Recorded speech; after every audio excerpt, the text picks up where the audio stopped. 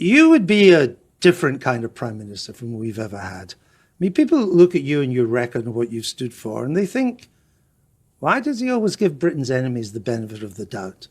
From Galtieri and the Falklands to Mr. Putin, when the Kremlin was trying to kill people in Salisbury here in England. You rarely have a good word to say for our allies. You've no time for NATO, the alliance that's kept us safe. Why should people trust you to defend our national interest? Because I believe keeping people safe is very important. Keeping Britain safe. So suppose you're Prime Minister.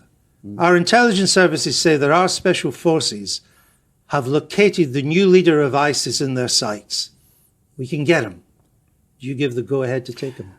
Let's find out what the situation is at that moment in time. And what I've said all along is we practice international law, we stand by and abide by international law, and if it is possible, only if it's possible, then you try to capture that person. But how could you arrest? We're talking about someone who's in hostile territory. This is important because you said you want to keep the country safe, and we're under threat of terrorism. How do you arrest somebody in hostile territory, surrounded by armed killers, wearing a suicide vest? I said if it is possible. But let's look at it in a serious way also. But if it's not possible, would you give the go-ahead to take them out? I would take the appropriate decisions at that time when I knew the circumstances. People just don't think you would do it, do they, Mr. Corbyn? Well, Andrew, you have put the question to me of whether I believe our country should be kept safe. Yes, of course I do. That also means looking at how ISIS grew, looking at who funded ISIS. They didn't get their arms from nowhere. So you go back into history. I'm talking about a man who is a danger now, who is training people to come and do us harm. And you cannot tell our viewers tonight that you would give the go-ahead to take him out. I will take the appropriate decision at the appropriate time. What does that mean? With all the information. You asked me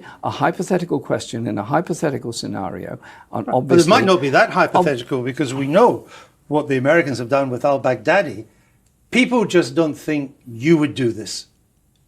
Andrew, I think we also have to look at how we've created these dangers as well.